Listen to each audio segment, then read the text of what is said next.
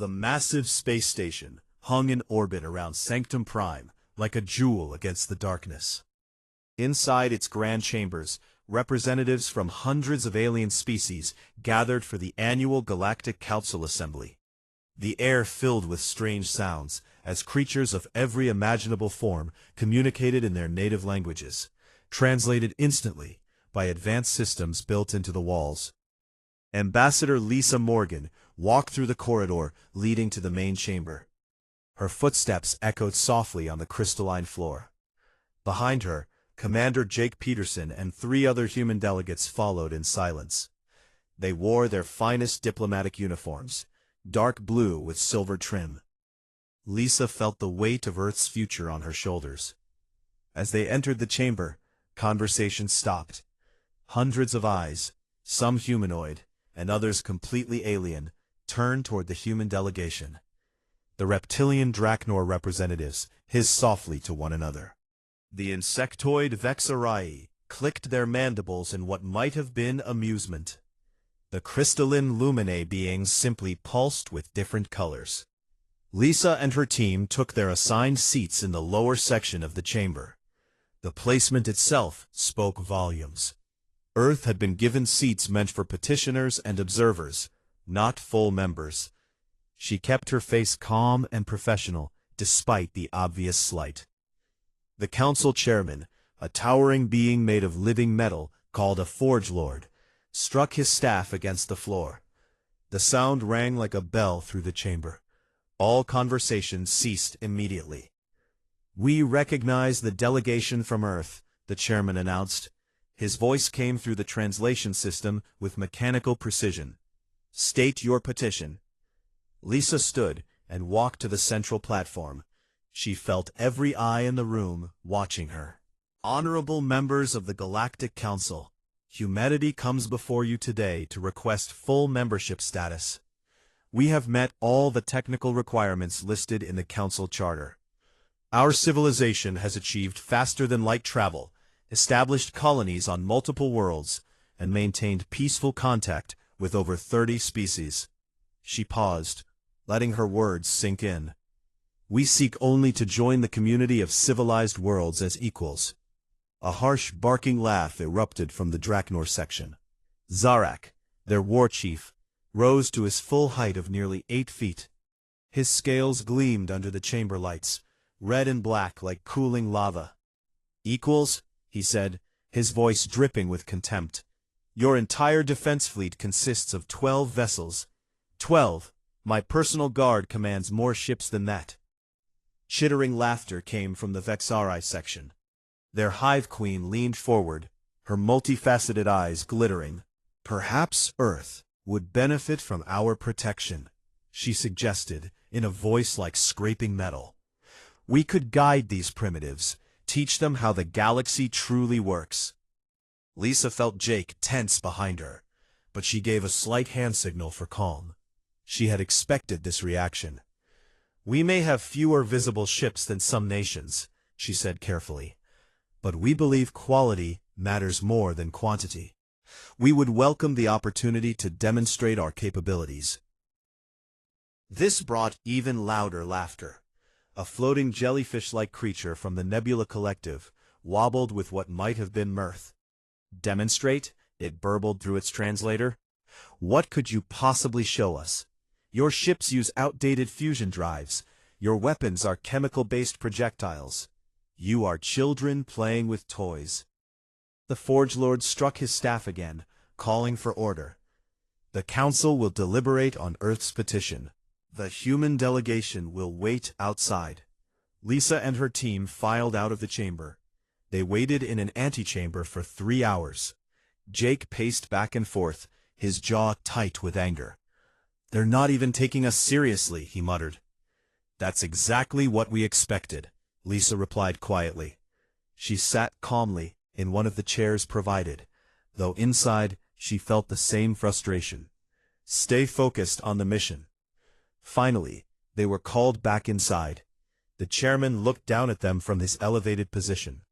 "The Council has reached a decision. Earth is granted observer status only. You may attend Council sessions and participate in certain trade agreements, but you have no voting rights and no claim to council protection. This status will be reviewed in 10 standard years. Lisa felt the dismissal like a physical blow, but she kept her expression neutral. "We thank the council for their consideration," she said with perfect diplomatic courtesy. "May I ask what specific concerns prevented full membership?" Zarek stood again, clearly enjoying this moment. "Your military is a joke," he said bluntly. "Your fleet would not survive a single encounter with even the weakest pirate gang. We cannot afford to have members who require constant protection. Come back when you have proven you can defend yourselves." The Hive Queen added her own thoughts. "Perhaps in a century or two, your species will have matured enough for true membership. Until then, be content with what you have been given." The session ended shortly after. Lisa and her team returned to their shuttle in silence. Only when they were safely aboard and the doors had sealed did Jake finally explode. "A century? They expect us to wait 100 years while they treat us like children." Lisa allowed herself a small smile. "They're arrogant," she said. "That's good for us." "How is that good?" Lisa replied. "Because arrogant enemies make mistakes." She pulled out a secure communication device and entered a long code. After a moment, a holographic display appeared showing a stern-faced woman in a military uniform. "Admiral Stone, this is Ambassador Morgan. We've been denied full membership, as predicted." The Admiral nodded. "Understood. How did they react to your offer of a demonstration?" "They laughed and called our fleet inadequate." Admiral Karen Stone's expression didn't change. "Did they specify any particular inadequacies?" "Size, technology, and combat capability. They believe we're defenseless." "Excellent," the Admiral said. "Then they won't be expecting what comes next. Return to Earth, Ambassador. Your part is done for now. The rest depends on whether the Drachnor are as predictable as our intelligence suggests." The communication ended. Jake stared at Lisa, in shock. "You wanted them to reject us?"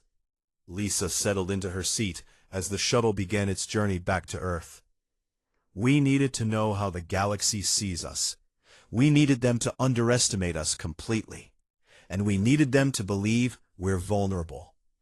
She looked out the window at the receding space station. "Admiral Stone has been building something in secret for 50 years. Something the Council has no idea exists. But we could never reveal it without provocation. That would make us look aggressive." "So, what happens now?" Jake asked. Lisa's smile faded. "Now, we wait. Intelligence suggests the Drachnor are planning something. When they make their move, the galaxy is going to learn that humanity is much more than what we appear to be." The shuttle accelerated to faster-than-light speed, carrying the delegation home. Behind them, in the council chambers, alien species celebrated their successful dismissal of the upstart humans. Not one of them suspected that Earth had been preparing for this moment since the day humanity first reached the stars. In secret facilities scattered throughout the solar system, hidden deep in asteroid fields and cloaked orbital stations, something was waiting. Hundreds of ships, thousands of weapons, and tens of thousands of trained personnel stood ready.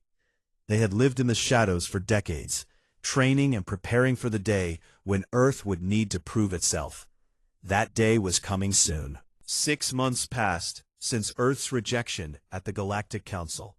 Life continued as normal across human colonies, though tension hung in the air like an approaching storm. Captain Nicole Harris stood on the bridge of the defense frigate Defiant, stationed at Proxima Colony. The small mining settlement housed 5,000 civilians working to extract rare minerals from the planet's crust. Nicole checked her sensors for the 3rd time that hour. Nothing appeared unusual, but she couldn't shake a feeling of unease. Her crew noticed her tension. "Captain, all scans are clear," reported Lieutenant Danny Shaw from the tactical station. "No ships within 3 light-years." "Keep scanning," Nicole ordered. "Double the sensor range." She trusted her instincts, and right now they were screaming warnings. The Defiant was one of only 3 defense ships protecting the outer colonies. Earth's official fleet remained small and spread thin across its territories. If trouble came, they would have minimal support. The warning came without mercy.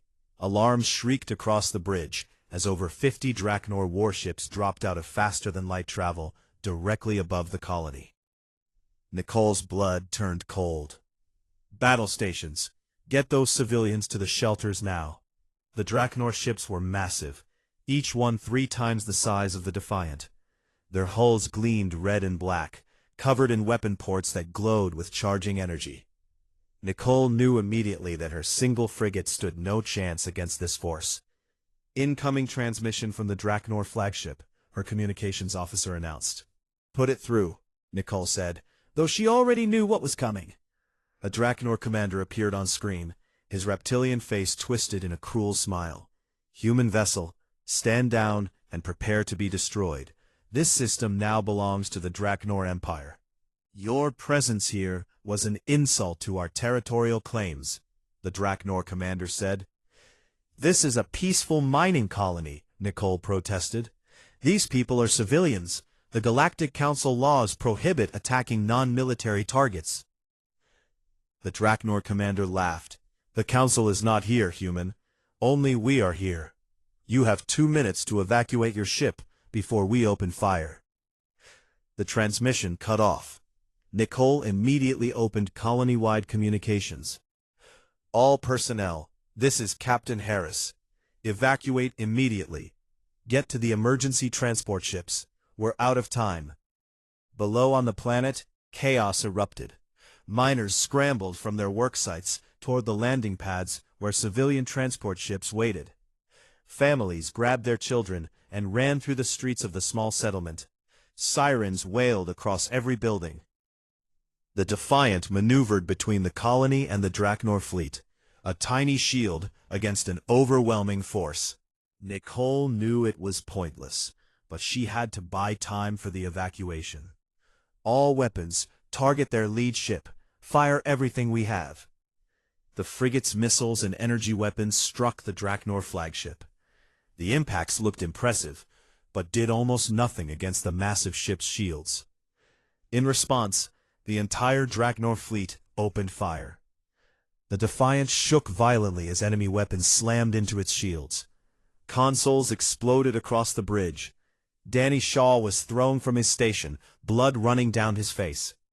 "Shields at 30%, someone shouted over the chaos.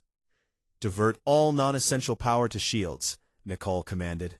"How long until the transports are away?" 4 minutes, came the reply. 4 minutes. Nicole knew they didn't have 4 minutes.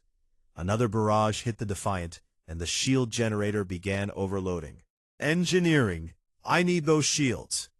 The chief engineer's voice crackled through the damaged communication system. "We're losing containment, Captain. I can give you maybe 2 more minutes." Nicole made a decision. "All hands abandon ship. Get to the escape pods. That's an order." "Captain, we can't leave you here," Danny protested, pulling himself back to his feet. "You can and you will," Nicole shouted. "I'm staying to keep the Defiant between them and those transports.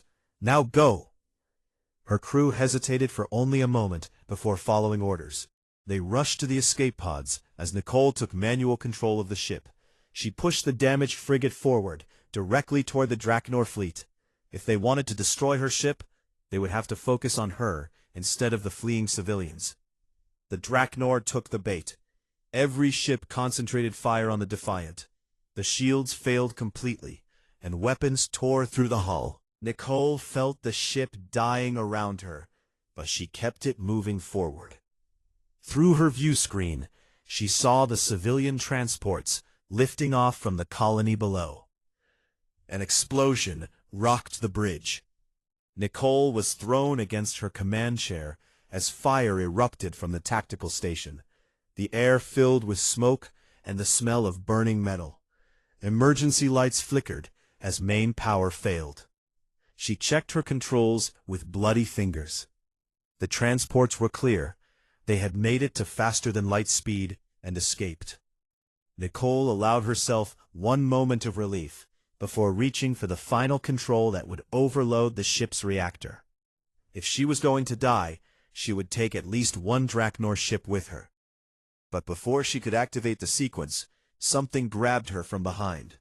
Strong hands pulled her toward the emergency escape hatch. She struggled weakly, her vision fading from smoke inhalation and injuries. "No, the ship," she mumbled. "The ship's done, Captain," Danny's voice said in her ear. "But you're not. We're getting out of here."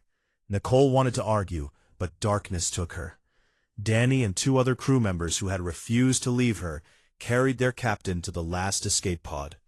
They launched just as the Defiance reactor went critical. The explosion took out one Draknor cruiser that had moved too close, a small victory in a terrible defeat. The escape pod raced away from the colony at maximum speed. Behind them, the Draknor fleet methodically destroyed everything humans had built there. Mines, refineries, homes, and dreams all turned to ash and debris. News of the attack reached Earth within hours. Two other colonies reported similar assaults. The Draknor had launched a coordinated strike against humanity's outer settlements. Hundreds of civilians were dead, thousands more displaced, and 3 colonies lay in ruins.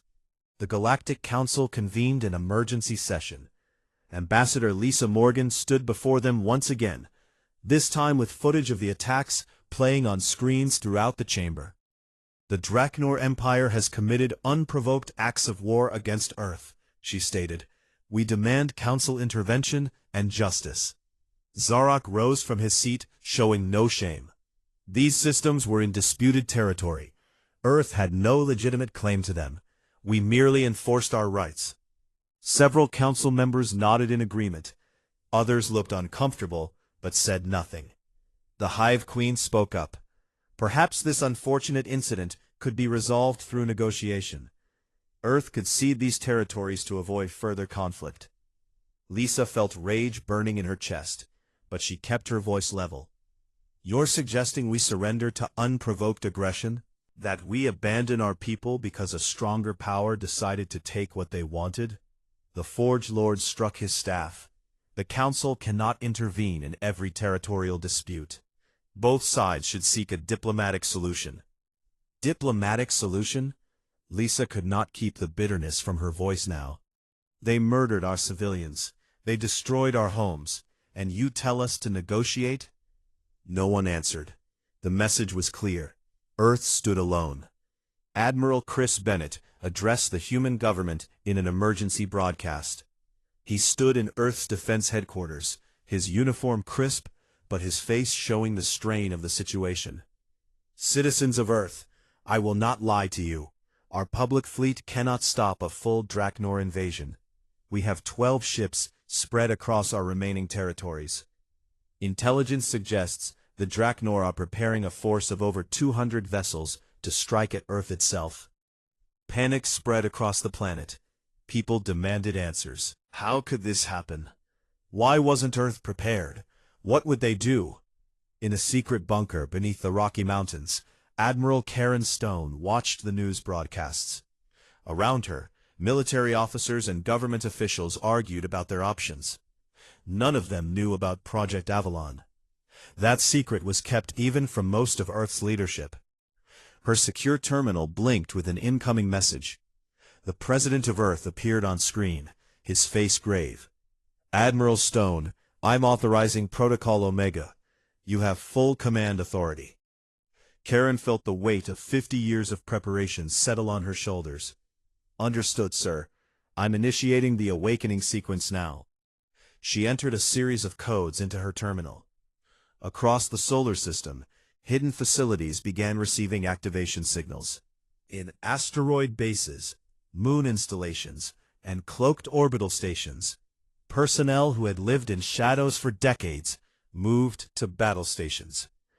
The hidden fleet was waking up, and when it revealed itself, the galaxy would learn that humanity had not been idle during their years of mockery and dismissal.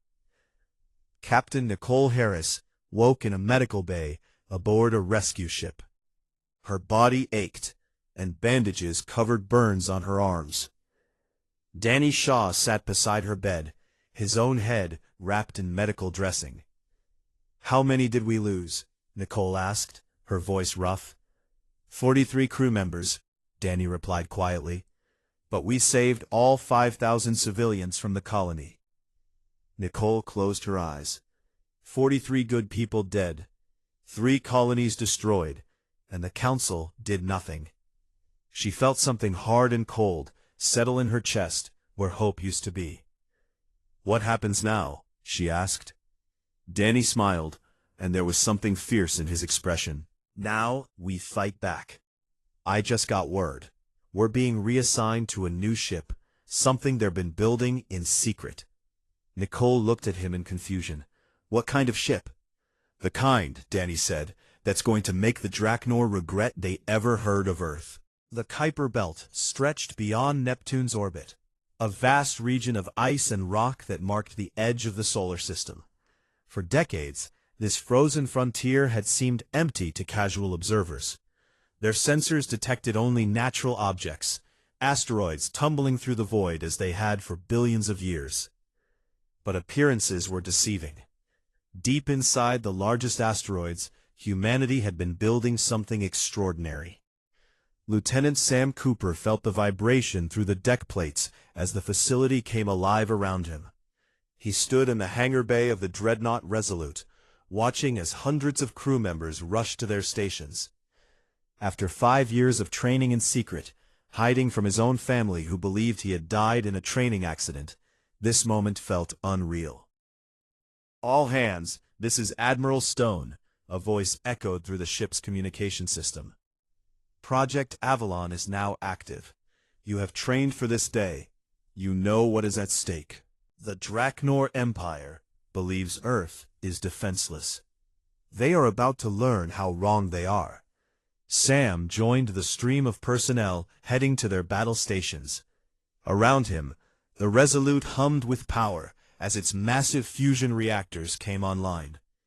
The dreadnought was over 2 miles long, bristling with weapons that combined human innovation with reverse-engineered alien technology.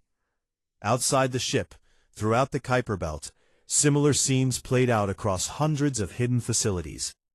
Entire asteroids split open, their rocky shells revealing themselves as carefully constructed camouflage. Inside each one, warships had waited in cold storage, preserved and ready for activation. The hidden fleet consisted of 350 capital ships, 800 frigates, and over 1,000 support vessels. Every ship had been built in absolute secrecy, their construction materials mined from distant asteroids and transported through routes that avoided all detection. The project had cost enormous resources and required thousands of people to live in isolation. But now it was paying off. Commander Helen Brooks sat in the captain's chair of the stealth destroyer Shadow. Her ship was one of 50 identical vessels designed for one purpose: to strike without being seen. The technology had started with captured pirate cloaking devices, but human engineers had improved it far beyond its original capabilities. "All systems green," her tactical officer reported. "Cloak is holding steady. We're invisible to everything except the most advanced sensors." Helen allowed herself a tight smile. The Shadow and her sister ships would hit first, targeting the Draknor command vessels before they even knew a battle had started. "Take us to Neptune's orbit. I want us positioned before the enemy arrives." Across the solar system, the hidden fleet moved into position. They had rehearsed this moment thousands of times in simulation. Every captain knew their assignment. Every crew member understood the plan. On Earth, Admiral Chris Bennett prepared to address the public again. He would tell them that help was coming, though he himself had only learned about Project Avalon 2 hours ago. The revelation that Earth possessed a massive secret fleet had shocked even him. Admiral Karen Stone stood aboard her flagship, the supercarrier Invictus.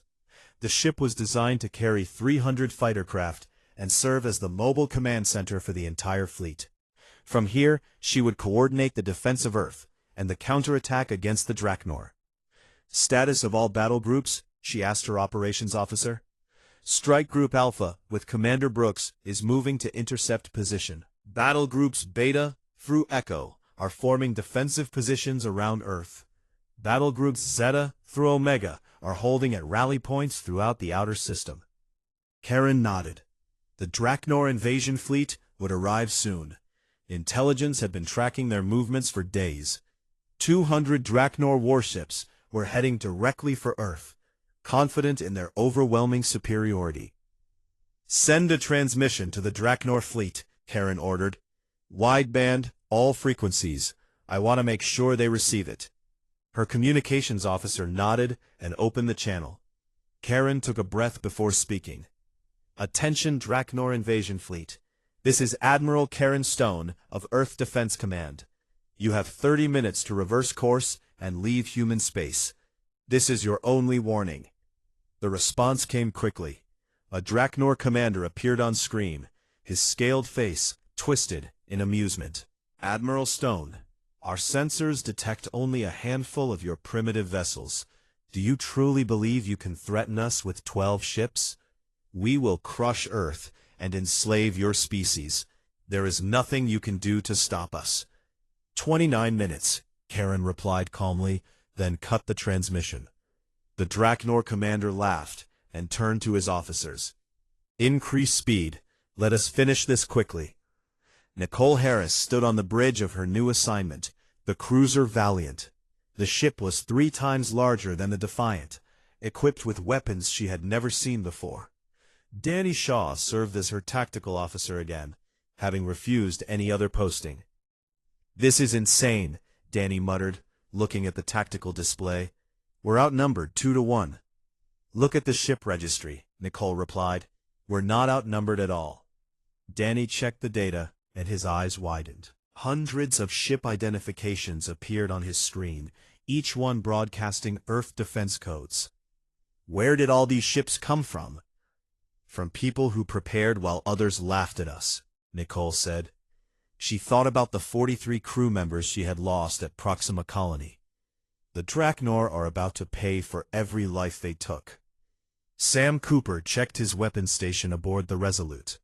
The Dreadnought's main guns could fire projectiles at nearly 10% the speed of light. Each round carried enough kinetic energy to punch through shields and armor that the aliens thought were impenetrable. Target acquisition locked, he reported to his captain.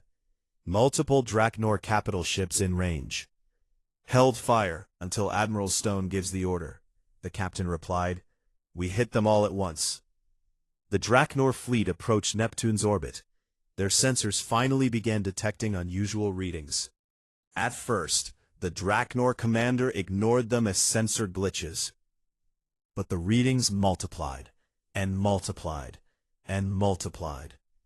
Sir, I'm detecting power signatures throughout the system, a Draknor sensor officer reported nervously. Hundreds of them. That's impossible, the commander snapped. The humans have no such fleet. They barely have a dozen ships.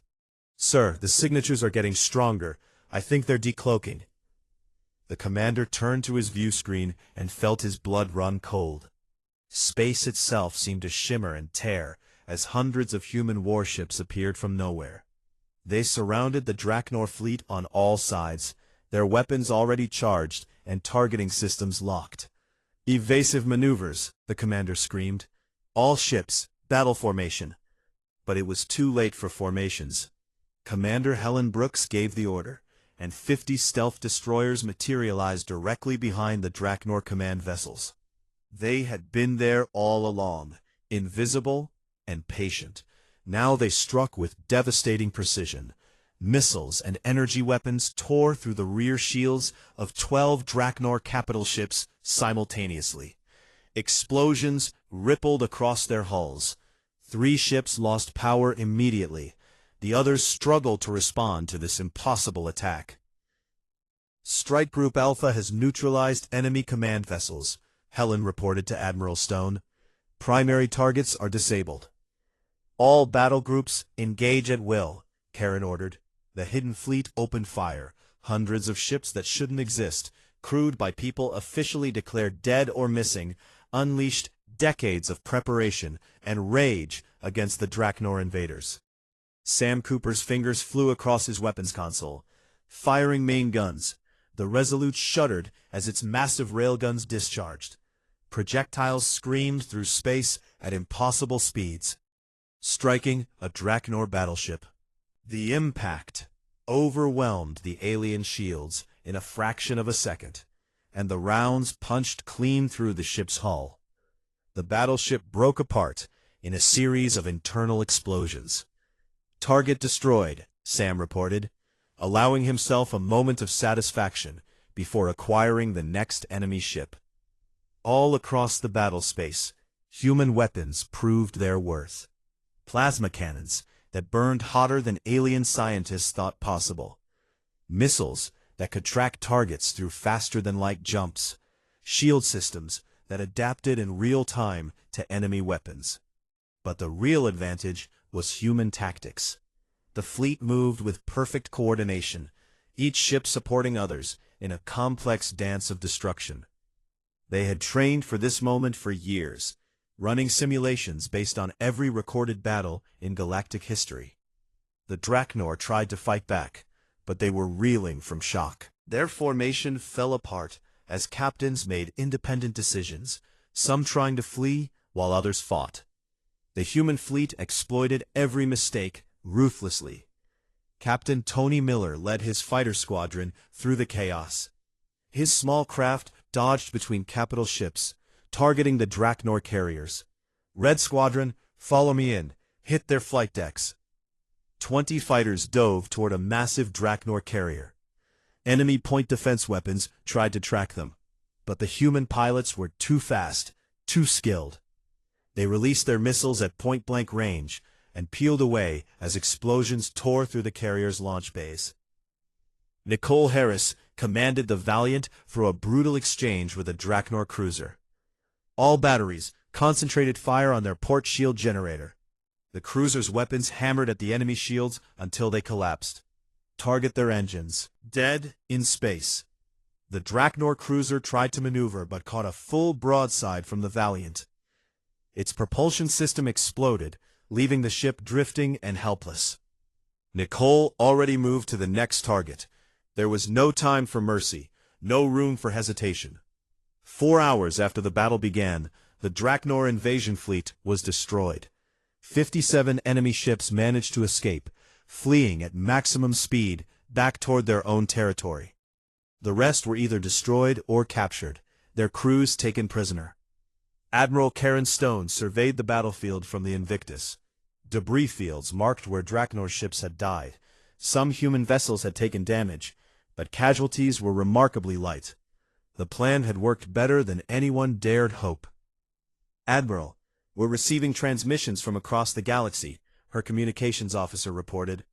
Every major civilization detected the battle. "They're demanding to know where this fleet came from." Karen smiled without humor. "Tell them the truth. Tell them Earth has been preparing for this day since we first reached the stars. And tell them we're not done yet." She pulled up a star chart showing Draknor space. "All battle groups prepare for pursuit. We're taking the fight to them. They wanted war. Now they'll learn what happens when you underestimate humanity." The news of Earth's hidden fleet spread across the galaxy like wildfire. Every civilization with the ability to detect long-range energy signatures had witnessed the battle at Neptune. The impossible had happened. The weak humans had destroyed a Draknor invasion fleet with ease. In the Galactic Council chambers, emergency sessions ran continuously. Representatives argued and demanded explanations. The Forge Lords struggled to maintain order as accusations flew between species. "This is an act of deception," the Vexari Hive Queen shrieked. "The humans lied to us about their military strength. They violated the spirit of Council law." A Lumine representative pulsed with colors of disagreement. "They violated no law. We asked about their fleet. They showed us 12 ships. Those 12 ships exist and are exactly as primitive as we believed. They simply neglected to mention the other 1,000 vessels." Zarak sat in brooding silence. His scales had lost their vibrant color, dulled by shock and shame. The Draknor Empire was reeling from the defeat. 200 ships lost in a single engagement. Worse, 57 survivors had returned with tales of human weapons that exceeded anything the Council possessed. Ambassador Lisa Morgan entered the chamber flanked by a military escort. She walked with confidence now, no longer the supplicant seeking approval. Behind her, Commander Jake Peterson wore the uniform of Earth's actual military, not the diplomatic service. His presence was a deliberate message. "The Council recognizes Ambassador Morgan," the Forge Lord announced, his voice heavy with resignation. Lisa took the central platform. "I come bearing a message from Earth's government and military command. The Draknor Empire launched unprovoked attacks on our colonies, murdering our civilians. The Galactic Council offered no assistance and suggested we negotiate our surrender." She paused, letting silence fill the chamber. "Earth does not surrender. We have destroyed the Draknor invasion fleet. Even now, our forces are preparing to enter Draknor space. We will continue this campaign until the Draknor Empire agrees to peace terms and pays reparations for the lives they took." Zarak finally spoke, his voice barely above a whisper. "You would invade our territory? Attack our worlds?" Lisa looked directly at him. "You attacked ours. Did you expect no consequences? Did you believe we would simply accept our losses because you are stronger?" She shook her head. "You were stronger. Past tense. Now you will learn what humanity does to those who threaten our people." The Hive Queen chittered in agitation. "This is madness. If you attack the Draknor Empire, you risk destabilizing the entire galactic order. Other species might see this as an opportunity for their own conflicts." "Then perhaps the galactic order needs changing," Jake interjected. "Perhaps a system that allows the strong to prey on the weak without consequence is not an order worth preserving." Admiral Karen Stone stood in the command center of the Invictus as the human fleet prepared for the next phase of operations. She reviewed tactical data streaming in from scout ships that had penetrated deep into Draknor territory. "Their military is in chaos," her intelligence officer reported. 3 different fleets are moving toward their core worlds for defense. They've pulled ships from their border stations. "Good," Karen said. "That leaves their occupied territories vulnerable. Commander Brooks, status of your strike group." Helen Brooks appeared on the holographic display. "Strike Group Alpha is ready to move. We've identified 12 systems where the Draknor are holding other species as tribute slaves. Light defenses, mostly garrison forces. Liberate them," Karen ordered. "Show the galaxy that Earth doesn't just fight for ourselves. We fight for anyone oppressed by tyrants." The strategy was brilliant and ruthless. While the Draknor scrambled to defend their home systems, human forces would free the colonies they had conquered over the centuries. Each liberation would weaken Draknor prestige and economic power, while winning Earth allies. Sam Cooper prepared the Resolute for the jump into Draknor space. His hands were steadier now, confidence built from the previous battle. Around him, the crew worked with practiced efficiency. They had proven themselves against the best the Draknor could offer. Now they would prove it again. "All ships report ready for jump," the navigation officer announced. The captain gave the order. "All battle groups, execute Operation Liberation." Space folded around hundreds of ships as they jumped simultaneously. They emerged in 12 different systems, each one a Draknor tributary colony. The garrison forces barely had time to react before human weapons were already firing. In the Talaxis system, Commander Helen Brooks led her stealth destroyers against the orbital defense platforms. The platforms had been built to intimidate the local population, not to fight a real military force. They fell within minutes. "Ground teams, you are clear to land," Helen transmitted.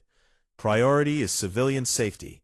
Secure the Draknor administrative centers, but avoid collateral damage. Shuttles descended from the human ships, carrying Marines who had trained for this exact mission.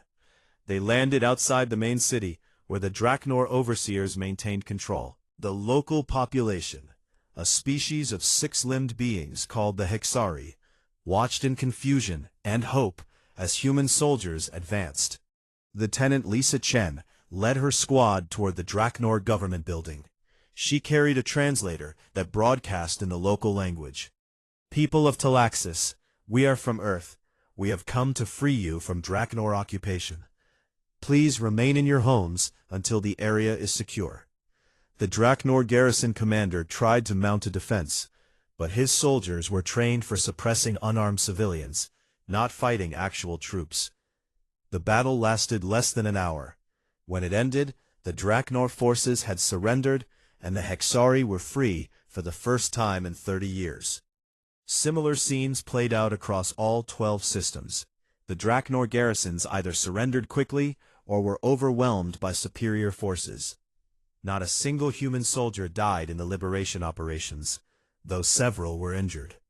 The freed populations celebrated, many of them hardly believing their sudden freedom was real. Captain Nicole Harris participated in the liberation of the Krath system. As she walked through the streets of the capital city, Krath civilians approached her with gifts and tears of gratitude. Children who had never known anything except Draknor rule stared at her in wonder. "Thank you," an elderly Krath said to a translator. His skin was covered in ceremonial markings that indicated he had been a leader before the occupation. "We prayed to our ancestors for deliverance. They sent you." Nicole felt uncomfortable with the hero worship, but understood the emotion behind it. "We're just doing what should have been done long ago. You're free now. What you do with that freedom is up to you." News of the liberations reached the Galactic Council within days. The political impact was enormous. Species that had remained neutral now openly supported Earth. The Draknor Empire found itself isolated, its reputation shattered. Admiral Tony Chen commanded the defense of Earth, while the main fleet operated in enemy territory. His forces included the original 12 ships that had been Earth's public fleet, now integrated with the revealed forces.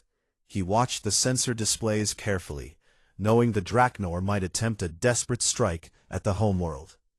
"Admiral, we're detecting a Draknor fleet approaching from the Gamma sector," his tactical officer reported. 30 ships, moving at maximum speed." Tony smiled grimly. "Only 30? They're not even trying anymore. All ships, intercept course. Let's show them Earth is even more protected now than before." The Draknor fleet arrived to find Earth defended by over 100 warships and extensive orbital defense platforms that had been secretly installed. Instead, they broadcast a surrender request. "This is Draknor Fleet Commander Rathak," came the transmission. "We request permission to land a diplomatic shuttle. Our empire wishes to discuss peace terms." Tony consulted with Admiral Stone, who was still operating in Draknor space. "What do you think?" he asked. "Bring them in," Karen decided, "but keep them waiting. Let them sweat while we liberate a few more of their conquered worlds." Over the next week, human forces freed 18 more systems. The Draknor Empire was collapsing economically. Their military was in disarray. Species they had oppressed for generations were rising up, emboldened by Earth's example.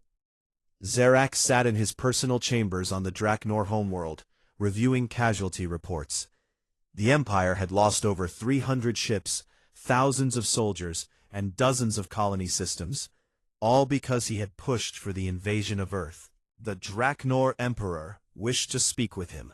Zarak knew what was coming. He had failed catastrophically. In Draknor culture, such failure carried only one acceptable response. But before he could answer, another transmission arrived. This one was from Admiral Karen Stone. Curious despite himself, Zarak accepted it. The human admiral appeared on his screen. She looked tired but determined. "War Chief Zarak, I'm told you were the primary advocate for attacking Earth." "I was," Zarak admitted. I believed your species weak and unworthy. I was wrong. Yes, you were, Karen agreed bluntly. But I'm not interested in your apologies. I'm interested in preventing future wars. Your empire is broken.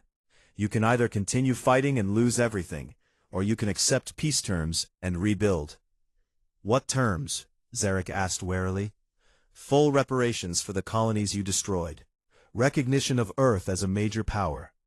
Release of all conquered territories. And you, personally, will testify before the Galactic Council about why you attacked us and what you learned from your defeat. Zarek felt his pride rebel at the thought of such public humiliation. But he looked at the reports of his crumbling empire and knew he had no choice. And if we agree to these terms, then Earth will help you rebuild. We'll establish trade agreements. We'll work together to create a better galactic order. Karen's expression softened slightly. We didn't want this war, Zarek.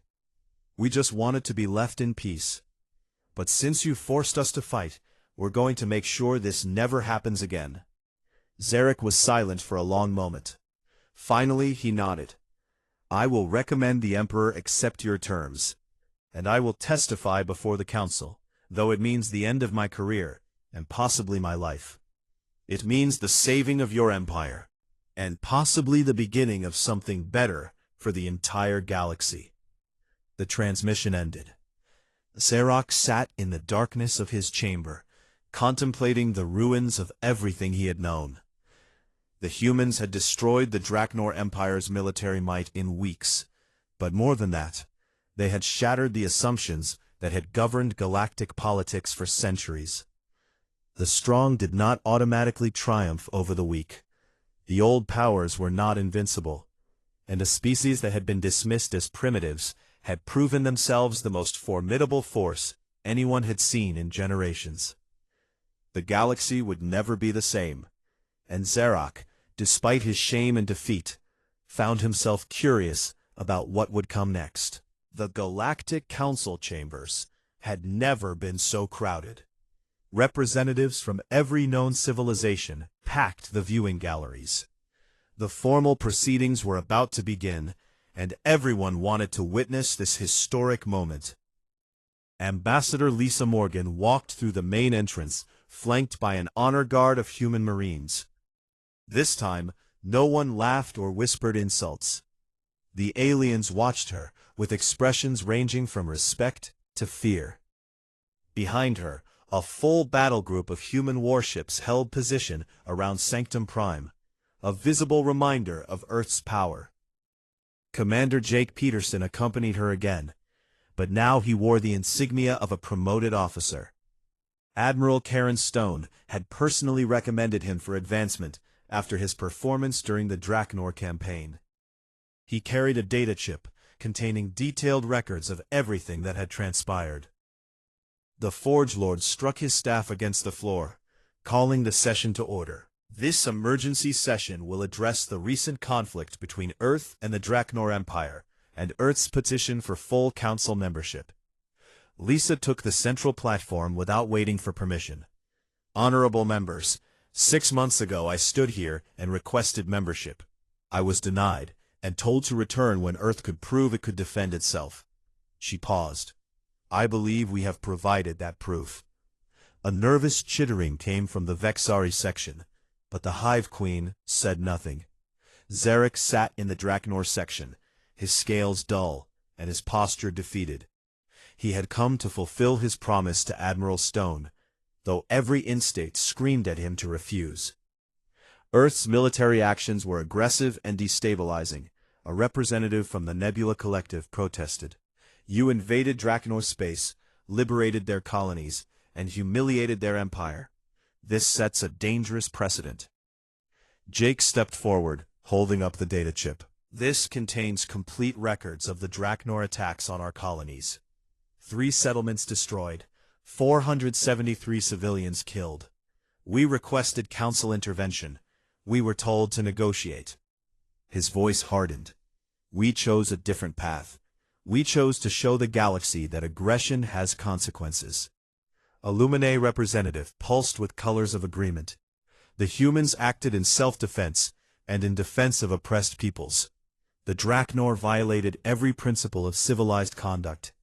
Earth's response, while severe, was justified. The Hive Queen could not remain silent any longer. But they deceived us. They hid their true military strength. How can we trust a species that lies so easily? Lisa turned to face the Vexari section directly. We never lied. You asked about our fleet. We showed you exactly what we said we had. You made assumptions. You believed what you wanted to believe, because it fit your view of humanity as weak and inferior. She gestured to the assembled aliens. Every species in this chamber dismissed Earth because we were new and small. You created the environment where deception became necessary for our survival.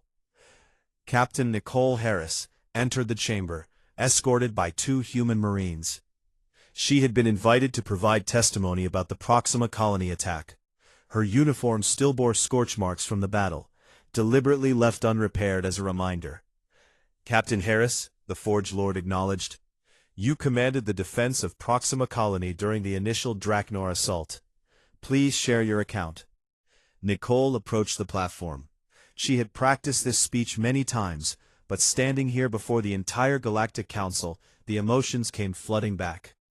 The Draknor attacked without warning. No declaration of war.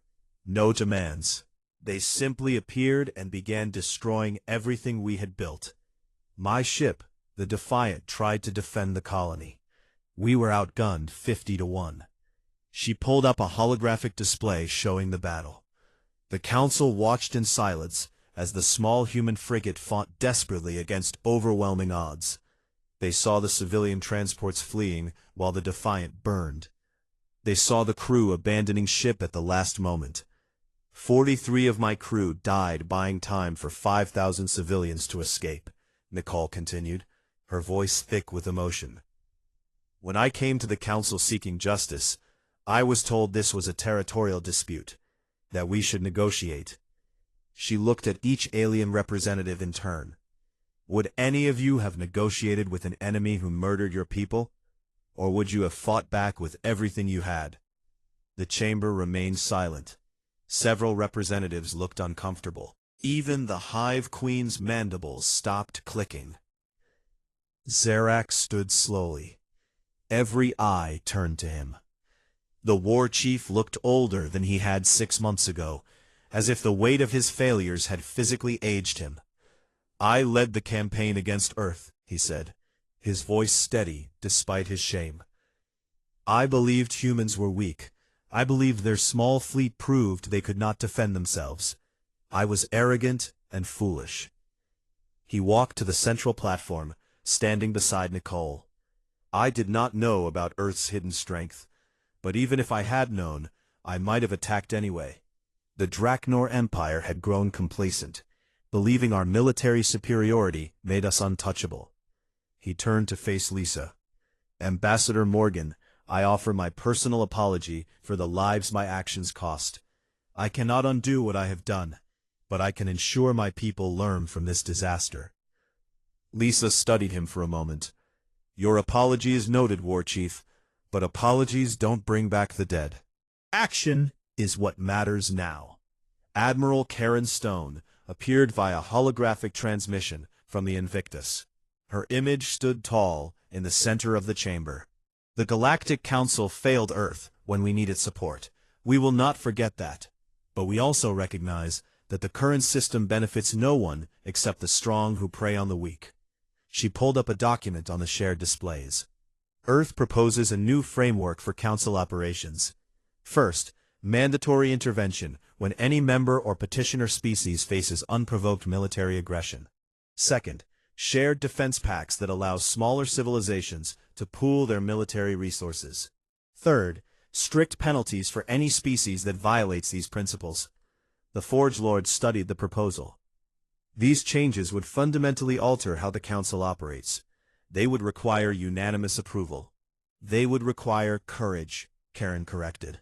The courage to stand up for what's right instead of what's convenient. Earth is willing to lead by example. We've already begun forming defense agreements with the species we liberated from Draknor occupation. 18 civilizations have asked to join an alliance with Earth. We can do this with or without Council approval. The threat was clear. Earth could bypass the Council entirely and create a rival power structure.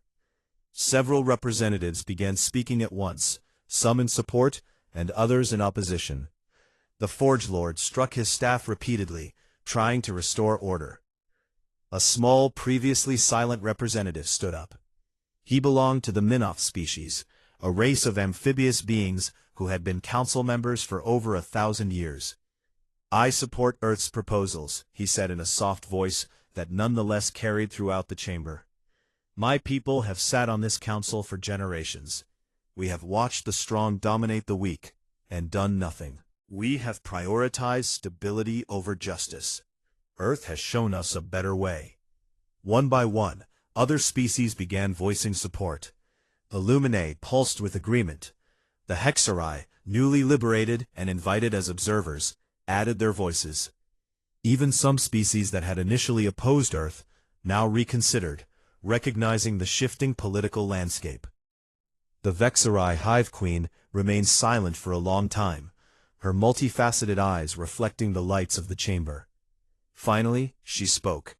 I withdraw my objections to Earth's membership. They have proven their strength and their principles. The Hive agrees to the proposed reforms. The Forge Lord looked around the chamber, gauging the mood. We will vote on 2 measures. First, Earth's full membership in the Galactic Council, with all rights and privileges. Second, the adoption of the proposed defense framework. He struck his staff. All in favor of Earth's membership? The vote was nearly unanimous. Only a handful of species abstained, and none voted against. Earth was officially a full council member. All in favor of the defense reforms? This vote took longer as species consulted with their governments. But eventually, the result came through. The reforms passed with strong majority support.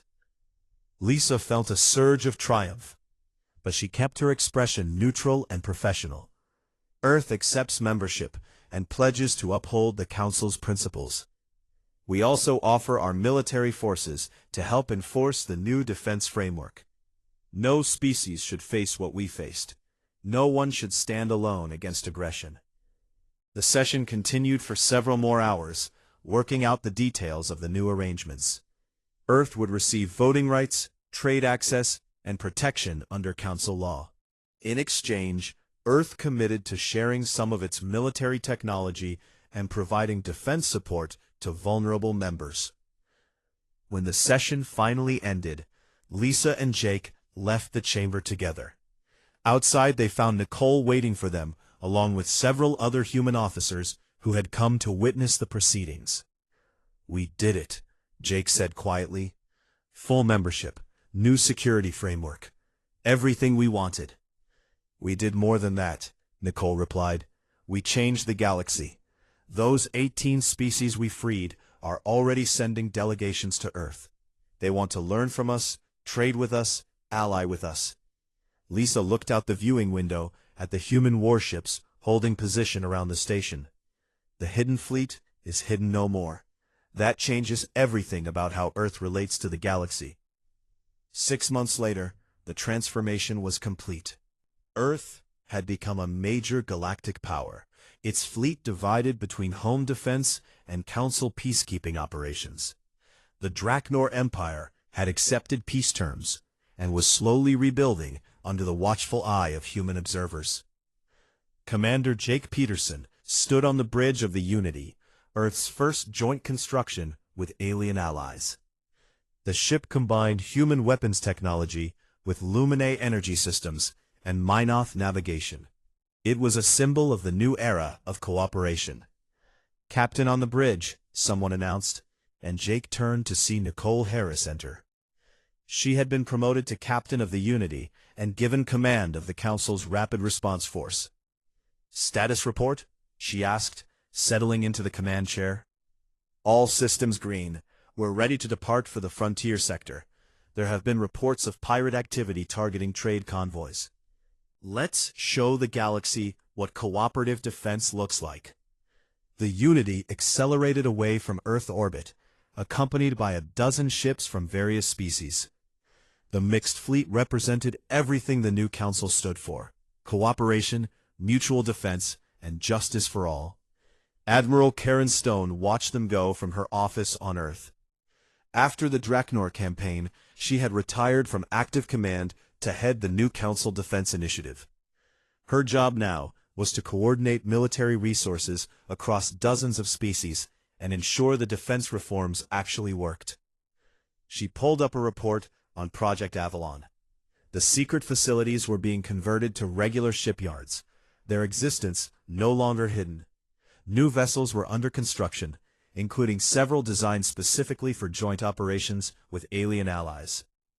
A message arrived from Ambassador Lisa Morgan, who now served as Earth's chief representative to the Council. The Draknor just formally requested to join the defense framework. They want Earth to train their new officer corps in our tactics. Karen smiled at the irony. 6 months ago, the Draknor had attacked Earth, believing humans were primitive and weak. Now they were asking humans to teach them how to fight. Tell them we accept, but make sure they understand the training includes lessons on why you never underestimate an opponent. She stood and walked to the window overlooking the construction yards. Dozens of ships were being built, both for Earth and for allied species. The galaxy had changed, and Earth stood at the center of that change. They had been ridiculed and dismissed. They had faced invasion and destruction, but they had prepared in secret, fought when necessary, and emerged stronger than anyone imagined possible. Admiral Karen Stone placed her hand against the window, feeling the slight vibration of construction work. In a museum beneath the Rocky Mountains, a plaque now honored all those who had worked on Project Avalon in secret, sacrificing years of their lives to ensure humanity's survival. The inscription read, "They laughed at our weakness. We answered with strength, not for conquest, but for the right to stand as equals among the stars." Earth had earned that right. Now it was time to help others do the same.